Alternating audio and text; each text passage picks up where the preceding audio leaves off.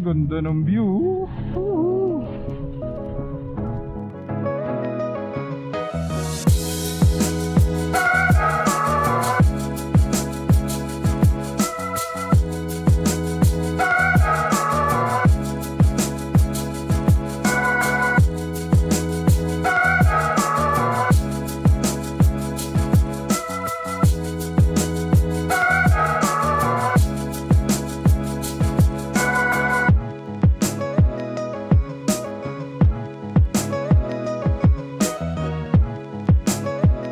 Pangasinan.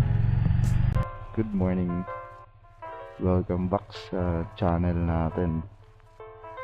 So, another day, another adventure again. So, anong oras na? 4:15 AM.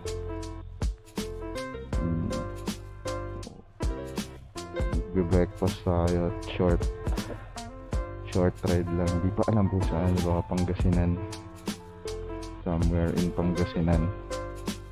Titignan pa saan. Medyo madilim pa. Maya na lang ulit.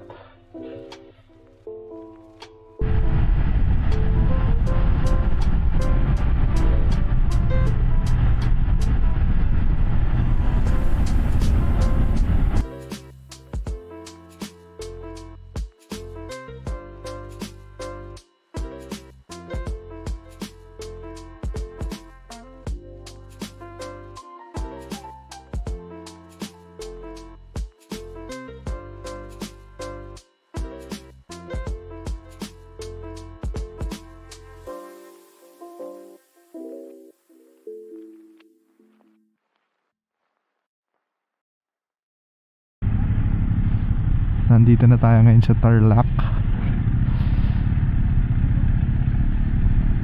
Hindi pa namin alam kung anong gagawin talaga doon. Baka plano namin mag-beach. Doon lang sa libre. Walang budget. Pero naka-Ducati, no? Tapos yung pagliliguan doon lang sa mga libre. Ganda naman doon, ah. Tapos mamimili tayo ng pingka. Ewan ko kung alam nung marami yun na pingka ang tawag dun. Yung espada, yung dried espada. Sarap yun. Medyo madilim pa. Solid na yung daan, ha. Ganda. Dati hindi ganito dito. Dati 1 lane lang to. Salubungan lang. Pero ngayon 2 lanes na, 4 lanes na lahat. Tsaka hindi pa espaltado nun. Hindi ganito ka smooth. Wala nga lang linya. Ang problema, wala linya.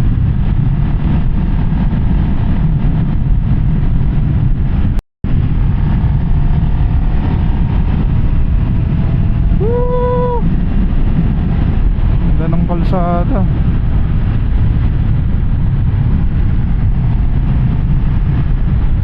Ano na to? Anong bayan na yan? Ito ang Santa Ignacia. Santa Ignacia. Ayan, oh. Mga bundok na yan, oh. Mahiwaga sa akin yan nung bata ako, eh. Kasi may nakahiwalay na bundok, eh. Ayan, oh. Mga ganun lang, maliliit. Talaga hindi talaga uso helmet. Ito ang patawid na tayo ng Pangasinan, ang huling bayan ng Tarlac, San Clemente. Last town na yan sa Tarlac. Then yung next Pangasinan na yan. Yan ang boundary ng Pangasinan. So ito na ang dire-diretso, walang stopover. From Quezon City to Pangasinan, walang stopover, dire-diretso.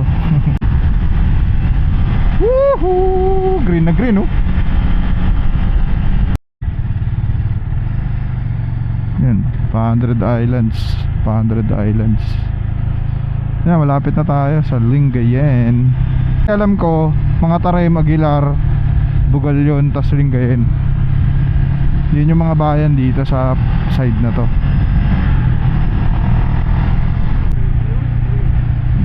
Bugal yun. Ganda dito, mga ilog eh. Yan oh. Oh, ganda oh. Ganda ng sunrise. Doon po oh. Mga ilog-ilog. Pero malalim yan. Malalim yung ilog na yan.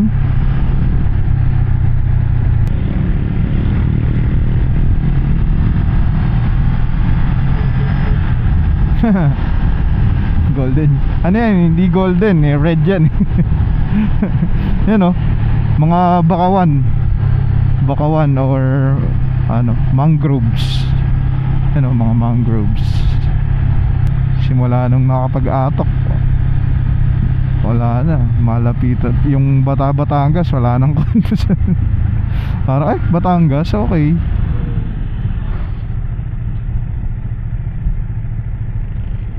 Tsaka pagka sa norte talaga, feeling ko mas magagawa mo yung mga ganitong biyahe na yung balikan, kasi mas di hamak na mas maayos yung kalsada kaysa sa south.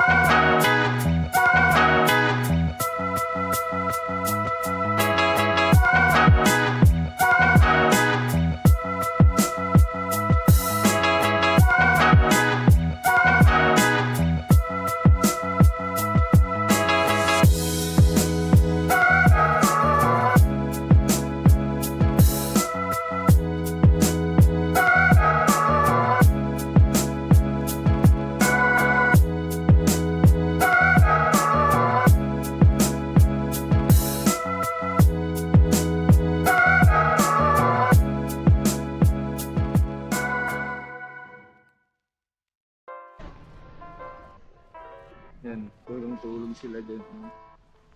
Yung lambat.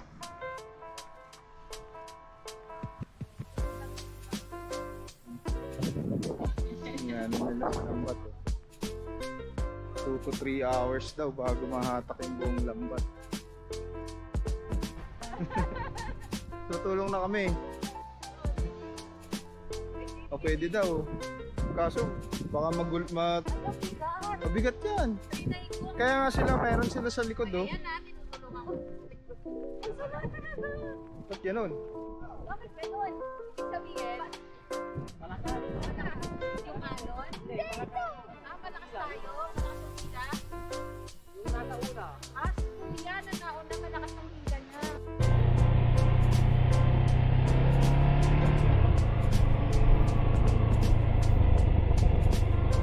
Yun, oh. Ay, wala tayong ano dito. Picture. Pipicture ba tayo?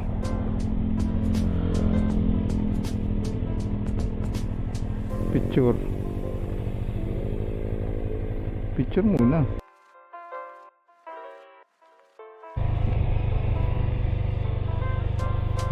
Yun na, tinanggal na nila, may mga ginagawa na.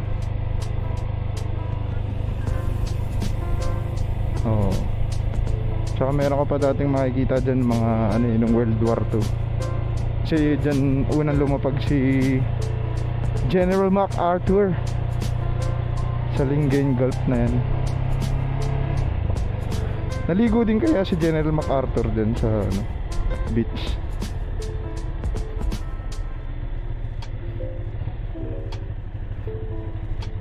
Tagal din nung ano, no, yung hinihila nila kuya.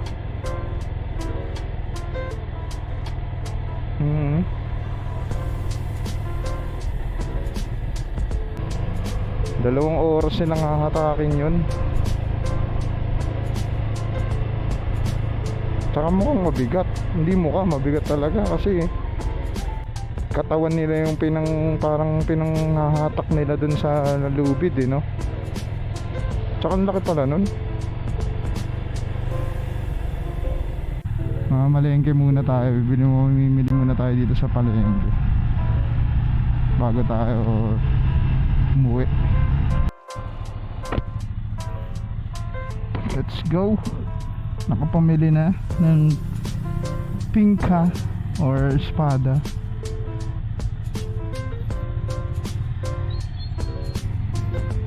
Magkano kilo ng pingka?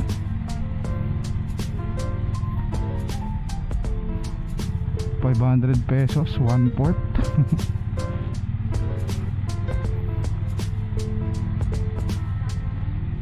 $600 nga dati yun, eh. Ano ka ba?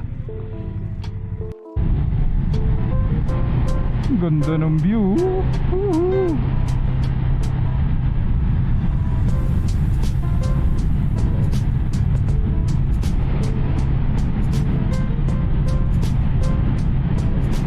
Yun, oh, ganda ng bundok, no? Yan yung daang kalikasan, alam ko dyan banda, somewhere dyan din, ano. So yun lang guys ang ating adventure for today. So ang sarap maligo sa dagat, ang lamig ng tubig. Tapos may mga nakakwentuhan pa tayong locals doon. 2 hours pala, ano, no, 2 hours, more than 2 hours bago pala maano yung mga lambat ng mga ano nila na yun sa dagat. Tagal. Then yun lang, tamang beach, tamang lublub lang sa dagat, tamang bili ng danggit at pingka. Then uwi na. Tas solid yung breakfast kanina, buffet breakfast sa Naro Cafe. Tama ba? Naro Cafe. Every Saturday and Sunday meron silang buffet breakfast starting at 7 a.m. to 10 a.m. Naro Cafe. Okay naman yung food. Yung typical Filipino breakfast, masarap yun. Mga may pansit, may spam, may salted egg, may danggit, tapa, sarap. Tapos brewed coffee, okay naman. Magkano nga ulit yung $4.99 buffet. Ang ganda din ng place. Napaka ano nung place. Overlooking pa siya sa second floor. Tsaka ano din siya, cafe and bar. Bar ano, tama ba? Bar. Siguro pag gabi, hapon. So yun lang.